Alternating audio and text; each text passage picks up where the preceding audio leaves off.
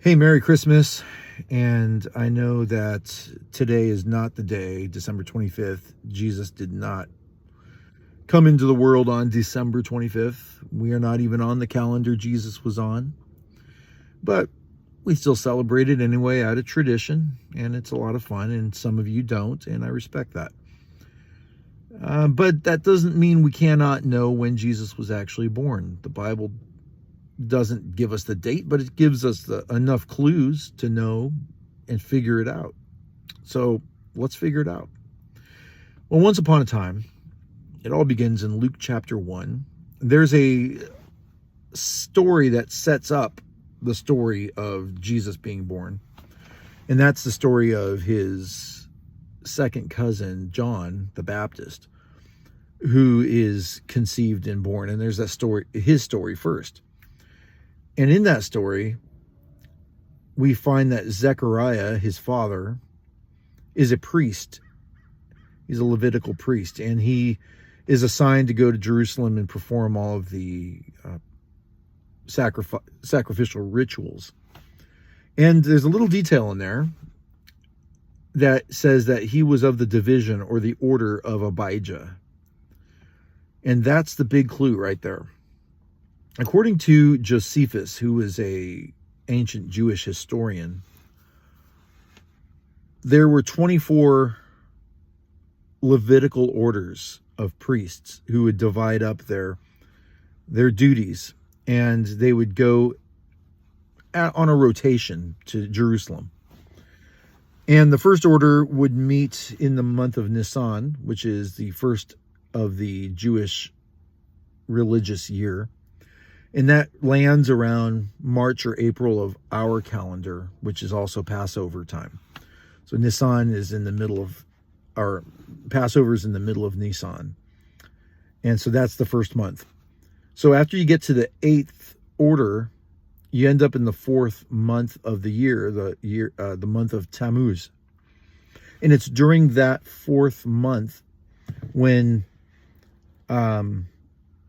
Zechariah is at the temple that he is given the vision from Gabriel, the angel, that he and his wife are going to have a son in their old age, miraculously. And so when he gets home from his duties in Jerusalem, he and his wife get busy, and she conceives John. So that's when you can start counting down. So 6 months later, the Bible continues to say that in the 6th month of Elizabeth's conception of John, the angel Gabriel appears to Mary and tells her about the miraculous virgin conception that she will have of Jesus. And then not long after that, she goes to see Elizabeth and visit her for 3 months. So what happens is, here's the time clock. You go the 4th month of the year, you have the conception of John. And then in the 10th month of the year, 6 months later, you have the conception of Jesus. And so if you take 9 months from there, you end up the next year on the 7th month of Tishri, when Jesus is born. And if you look at, I have a calendar with like the breakdown and everything. But if you did it week by week, you know, how many, there's 40 weeks in a conception or in a pregnancy, full term. Jesus is born in the month of Tishri at the opening of the Feast of Tabernacles. And that's very significant. It's the 7th month. So the number 7 is, of course, the number of God's completion. And if you followed any of my other videos, we've talked about some of the numerology and the meanings of those numbers. So Jesus is born on the 7th month. And he's born in the town of Bethlehem, which interpreted means house of bread. And he's laid in a manger. Now, the word manger is a transliteration in Old English, because when the King James translators, and even prior to that, Wycliffe's translation,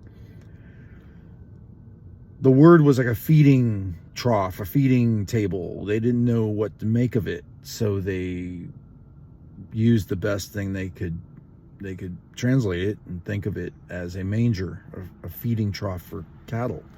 So it's assumed that Jesus was born in a stable because there was no room for him in the inn, so there had to be something on the outside that sheltered them. And the feeding trough would only make sense that animals would be eating out of a feeding trough outside, so he was placed in there. And so now we have the imagery in our mind that he was born in a barn or a cave where they put the animals, and he was born, he was placed in a feeding trough. But I want to submit to you that there may be another explanation that actually is more meaningful than that.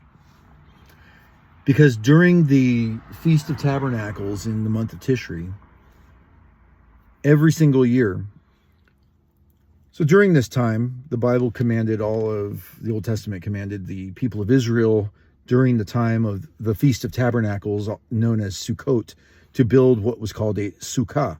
A sukkah was like a small tabernacle, a small tent that they would build outside, and that they were to dwell in tents throughout the time of the feast. And they would eat their meals outside in their tent, and that was to represent the time of wandering in the wilderness under Moses, when God dwelt among his people in the tabernacle that traveled with the people of Israel all over as they wandered. And so, more likely than it being a barn where Jesus was born and placed in a feeding trough, it is more likely that because there was no room in the house, there was a sukkah built outside, and there was a table where the family would sit and eat their meals. And Jesus was born in a tabernacle during the Feast of Tabernacles, and placed not in a feeding trough manger, but a manger made for eating bread. And he, being the bread of life, was born in the city called the House of Bread. And I think it's just amazing. During the 7th month, the number of God. And John chapter 1 wraps this up with beautiful imagery when he says, "The Word became flesh and dwelt among us." And that word dwelt is the word in Greek to pitch one's tent. The Word of God became flesh. He put on a flesh tabernacle and then set up his tabernacle among his people on earth. So that's the Christmas story right there. And that's amazing. So December, we're in the wrong month for the month of Christmas, but look at your Jewish calendar, find one, and find out when Sukkot will be this next year in 2025, in October or November sometime. And celebrate Christmas early, because that's when Jesus came into the world.